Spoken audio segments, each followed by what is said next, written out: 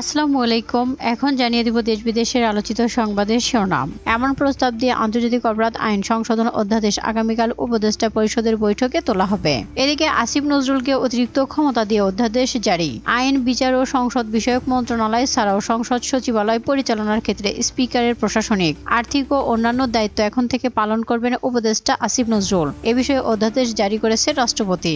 এদিকে রিমান্ডের শুনানিতে সাবেক খাদ্যমন্ত্রী কামরুল হাসানকে সালাম দিয়েছেন মহানগর আদালতের নাজির শাহ নামে একজন আইনজীবী। এ কারণে তার কার্যালয়ে হামলা ও ভাঙচুর চালিয়েছে বিক্ষুব্ধ একদল আইনজীবী। সুখবর, 2 লক্ষ বিদেশি কর্মী নেবে জার্মানি। এদিকে এনবিআর এর পাসওয়ার্ড চুরি করে সিগারেট খালাস। আমদানি ও রপ্তানি কার্যক্রমের শুল্কায়ন প্রক্রিয়ার জন্য ব্যবহৃত হয় আধুনিক প্রযুক্তির সফটওয়্যার এসআইকুডা ওয়ার্ল্ড সিস্টেম। সম্প্রতি একটি অসাধু চক্র চট্টগ্রাম কাস্টমস হাউসে কর্মরত এক কর্মকর্তার আইডি পাসওয়ার্ড চুরি করে তা ব্যবহারের মাধ্যমে মালামাল খালাস করেছে।